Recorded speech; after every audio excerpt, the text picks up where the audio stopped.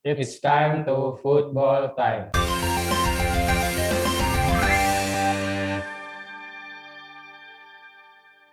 Bersama saya Ilvan Fajar dan juga ada rekan saya Adi Manggala Saputro. Kali ini Football Time akan membahas tentang topik panas ini, Mas. Yaitu mengenai sebuah kontroversi yang dilakukan atau dibuat oleh seorang wasit di Liga 1 2021, yaitu adalah Okky Dwi Putra. Nah, itu tepatnya terjadi pada pertandingan lanjutan Liga 1 2021 pada pekan ke-7, yaitu antara Persija Jakarta versus Arema FC yang digelar di Stadion Manahan Solo pada Minggu 17 Oktober 2021. Nah, kita sedikit jelaskan lebih dahulu, Mas, kronologi dan juga beberapa keputusan yang kontroversi yang dilakukan atau dibuat oleh seorang Okky Dwi Putra ini, Mas.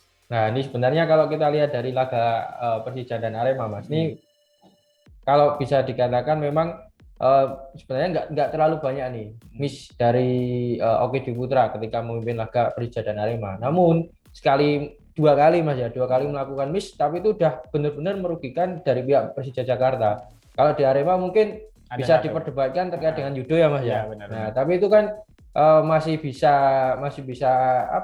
ada dalam kaitannya itu masih ada dari pihak Okky itu mungkin bisa memberikan tanggapan lebih terkait judo. Tapi kalau yang untuk Persija Jakarta ini memang jelas-jelas sangat merugikan Persija, Mas. Bagaimana itu, Mas? Karena yang pertama itu juga tertuang dalam surat resmi Persija Jakarta, Mas. Kan udah melayangkan surat resmi kan melalui Bambang Pamungkas selaku manajernya. Itu ada 3 poin. Yang pertama itu menuntut terkait dengan kejadian M. Rafli yang melakukan tackle kepada Rio Fahmi di kotak penalti dari belakang.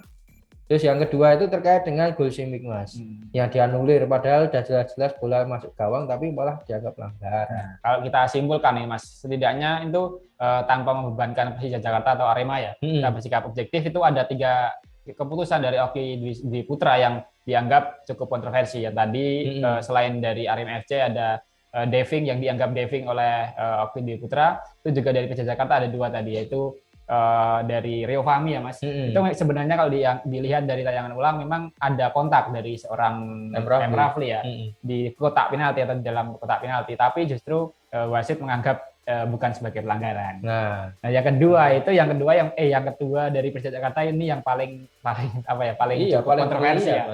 Benar, karena gol telat atau gol di penghujung laga dari Persija Jakarta yang mungkin dicetak oleh Marco Simic itu justru dianulir karena kedapatan atau sudah dianggap oleh wasit itu ada sebuah pelanggaran dari Persija Jakarta. Nah, itu kan lebih lanjut juga, Mas. Nih konferensi pers seusai laga, ini Kapten Persija Jakarta Andri Tani mengatakan bahwa dia nggak mau menilai wasit lebih, Mas. Ya kan? Itu ia menyerahkan semuanya itu kepada para pencinta bola, terutama mungkin para supporternya Jackmania untuk mengamati lebih nih.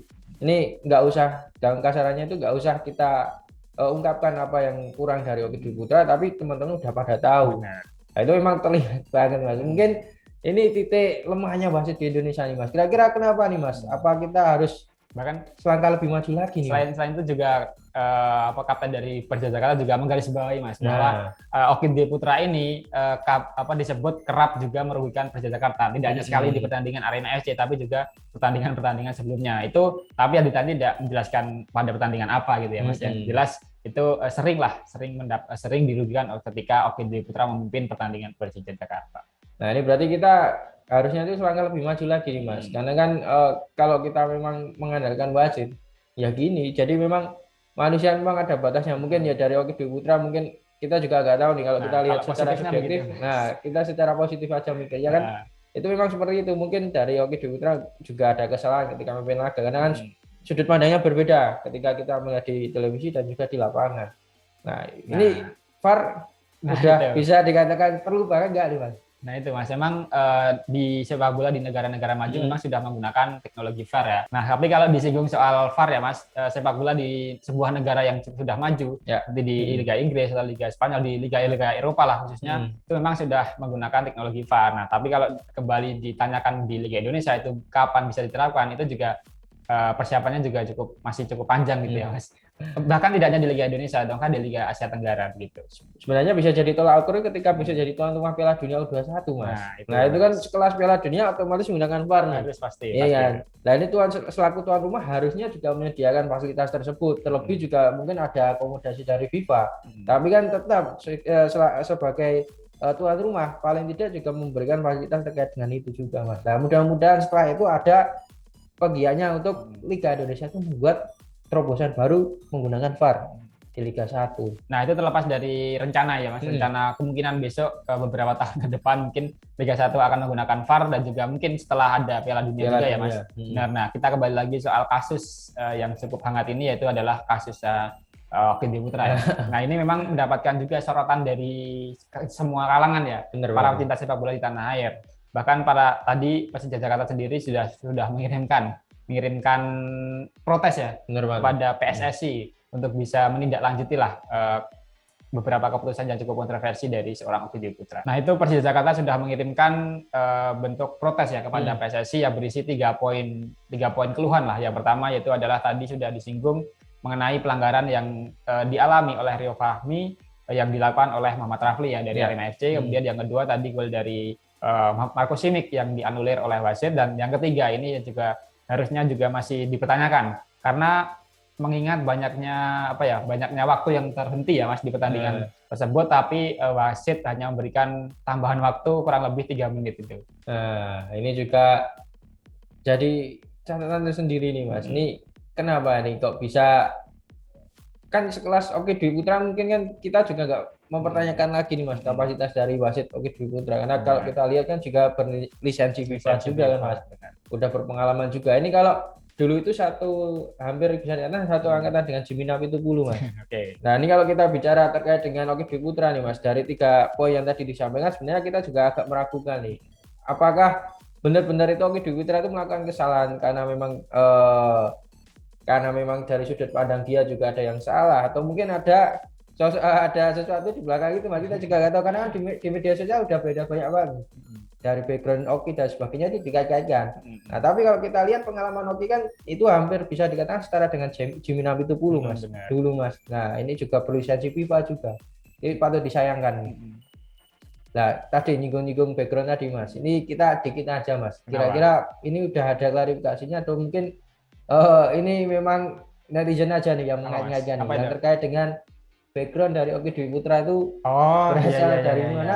Itu setiap memimpin laga Persija itu selalu tadi seperti yang dikatakan tadi selalu merugikan di Macan Kemayoran. Nah, memang tidak dipungkiri ya Mas, karena ini Oki Dwi Putra ini berasal dari Bandung. Nah, terlepas dari Bandung merupakan tim dari yang memiliki tim rival dari Persija Jakarta, tapi ini bukan pastinya bukan karena itu ya Mas. Tidak ada kaitannya dengan kelahiran dari seorang Oki Dwi Putra yang merupakan lahir di kota Bandung, dan di situ ada klub Persib Bandung ya, merupakan rival dari Persija Jakarta. Tapi yang jelas itu bukan karena itu. Karena kan kalau sudah disumpah jadi wasit Mas, itu kan harus benar-benar menjunjung tinggi sportivitas dan juga fair play. Nah, tentunya kalau dikaitkan dengan background Oki Dwi Putra, kita sebagai ini kayaknya juga nggak sampai segitunya Mas, nggak sampai situ kayaknya untuk pemikiran sosok Oki Dwi Putra.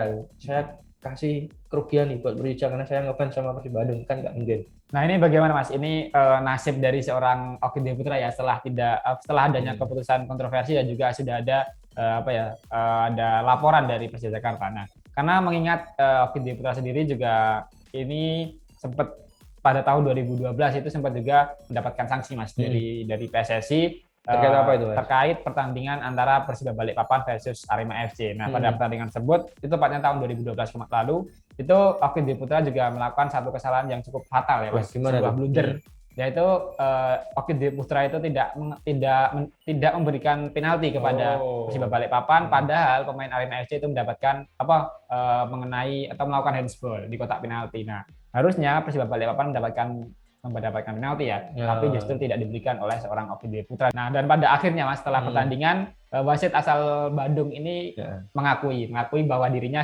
memang melakukan sebuah kesalahan. Dan blunder dan disanksi 1,5 bulan itu tidak memimpin sebuah pertandingan. Nah, ini kalau kita lihat ini kan kasusnya kan hanya karena handsball nih Mas, ya kan. Itu kan masih bisa gol atau tidak kan masih bisa itu kan Mas ya. Tapi kalau Persija Jakarta di laga kemarin kontra Arema memang benar-benar dirugikan karena itu gol yang bisa mengubah situasi, Mas. Karena kan setelah itu langsung habis nih. Nah itu maka tak ayal juga Persija lah segera cepat mengirimkan layang mungkin tadi. Beda cerita kalau Persija unggul ya, Mas. Nah, berbeda. mungkin beda cerita juga nih, Mas. Saat itu kondisi dari Persija Jakarta masih tertinggal.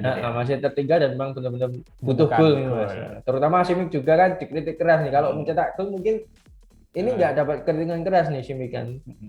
Nah, itu bisa jadi. Ini juga akan untungnya lagi ya, Mas. Untungnya lagi itu Persija Jakarta akan berhadapan dengan Arema FC ya.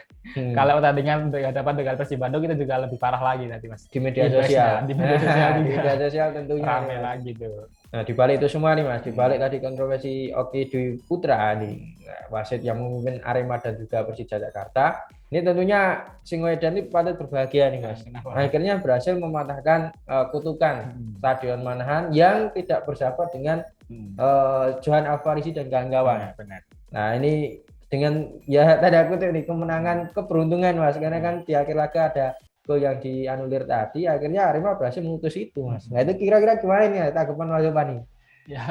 Ya memang sebelum pertandingan melawan Persija Jakarta memang Arema FC itu dikenal belum pernah mendapatkan kemenangan ya saat bermain di Manahan Solo. Memang entah itu ada kaitannya apa, memang kondisinya seperti itu, faktanya seperti itu. Nah, tapi pertandingan pada saat kemarin di pekan ke-7 Liga 1 2021 akhirnya kutukan tersebut sudah hilang ya.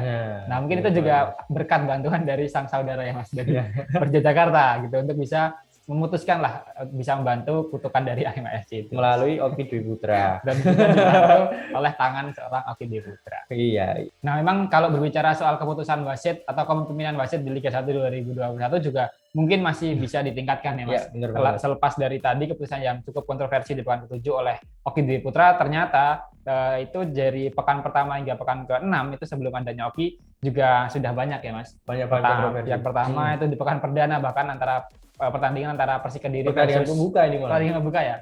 Itu adalah antara Persik Kediri versus Bali United. Nah, untuk posisinya adalah saat Persik Kediri mendapatkan tendangan penalti ya, diambil oleh Yosef El-Jazari. Nah, dengan yang harusnya aturannya adalah kiper dari lawan atau kiper yang akan berhadapan dengan sang eksekutor itu harusnya berada di atas garis ya. Nah, sedangkan kiper dari Bali United saat itu kalau tidak salah Wan Hendrawan justru sudah melebihi garis atau sudah maju ke depan ya. Nah, itu harusnya eksekutif penalti harusnya diulang ya, Mas. Terlebih kan itu kan berhasil ditepis kan, Mas, akhirnya.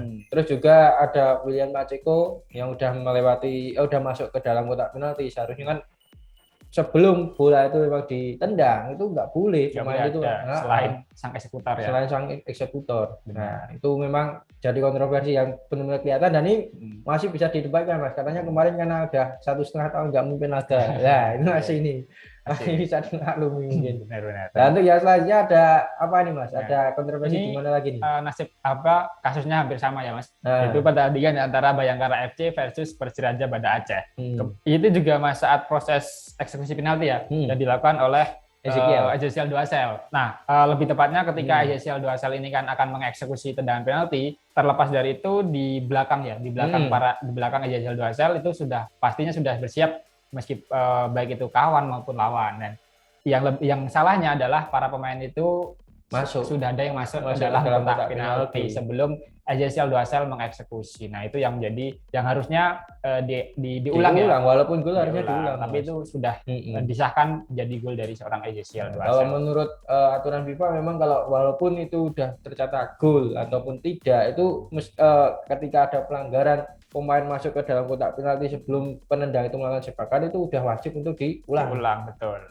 Nah, tidak hanya itu, Mas, ini juga masih ada keputusan kontroversi di pekan kelima. Itu atau di pertandingan antara Persela Lamongan dan Persiraja Banda Aceh ya. Yaitu dilakukan oleh Ivan Carlos. Itu bagaimana itu, Mas? Nah, ini sebenarnya Ivan Carlos ini bukan tersangkanya, Mas, pelakunya, tapi dia malah korbannya ini di sini. Jadi kontroversi yang dikaitkan dengan Ivan Carlos itu bukan dia yang melakukan, tapi karena ada kesalahan dari wasit nih, Mas. Wasit dalam menindak tadi kasus dari Ivan Carlos. Nah, ini sebelumnya ada duel kan, Mas, ada duel di dalam kotak penalti ini. Tapi jelas-jelas di sana Ivan Carlos itu hanya berdiri tanpa ada melakukan reaksi apapun ataupun melakukan pressing kepada back dari Persiraja Banda Aceh.